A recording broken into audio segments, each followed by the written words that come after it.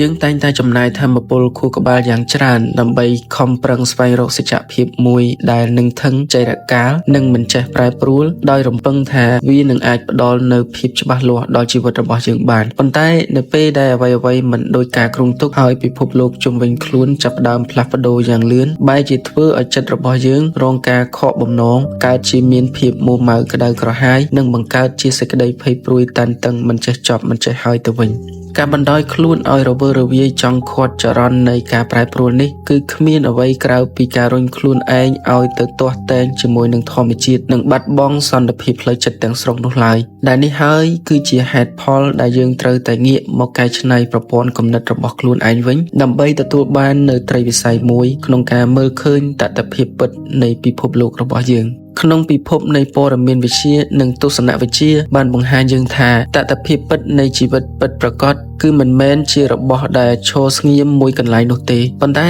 វាគឺជាដំណើរការនៃការវិវត្តដ៏រស់រវើកមួយដែលមិនចេះឈប់ឈរវាគឺជាការរួមផ្ដុំនិងបន្ស៊ីគ្នាយ៉ាងមានតុល្យភាពរវាងកម្លាំងពីរដែលផ្ទុយគ្នាជានិច្ចរាប់ចាប់តាំងពីពិភពរូបវន្តនិងព័ត៌មានវិទ្យាវិញ្ញាណដឹងខ្លួនឯងនិងចិត្តក្រោមបង្គាប់រហូតដល់សណ្ដាប់ធ្នាប់និងភាពរញ៉េរញ៉ៃឥតសណ្ដាប់ធ្នាប់ក្នុងពិភពលោកការយល់ឃើញដ៏មានជម្រៅមួយនេះមានតម្លៃខ្ពស់បំផុតសម្រាប់ការជួយសម្រាលនិងជួយរំលាយរាល់សេចក្តីភ័យព្រួយទាំងឡាយព្រោះជំនួសឲ្យការខឹងសម្បារនិងការផ្លាស់ប្ដូរបែបនេះយើងនឹងចាប់ផ្ដើមមើលឃើញថាការប្រែប្រួលនេះហើយគឺជាសភាពធម្មជាតិពិតប្រាកដនៃពិភពលោករបស់យើងការបំផ្លែងការយល់ដឹងដ៏មានឥទ្ធិពលមួយនេះមកធ្វើជាអាវុធយុទ្ធសាស្ត្រការពារចិត្តគឺស្ដែងចេញតាមរយៈការឈប់កំណត់គោលដៅជីវិតរបស់យើងដើម្បីស្វែងរកចម្លើយដែលគាំងស្ងៀមឥតប្រែប្រួលទៀតហើយប៉ុន្តែត្រូវងាកមកកសាងប្រព័ន្ធគិតមួយដែលអាចបត់បែននិងវិវត្តទៅតាមការប្រែប្រួលជាក់ស្ដែងវិញបាន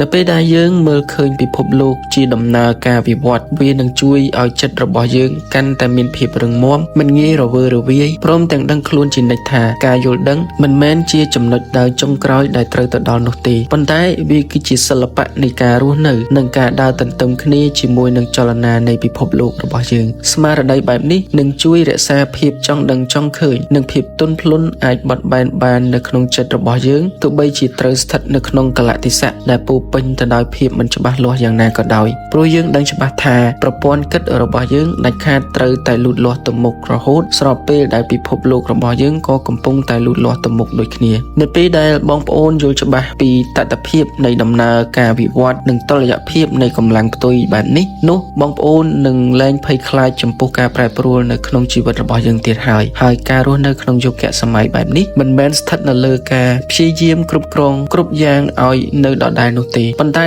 វានៅលើសមត្ថភាពនៃការរចនាចិត្តរបស់យើងឲ្យរស់នៅដោយមានភាពចុះសម្រុងជាមួយនឹងចលនានៃពិភពលោករបស់យើងនេះ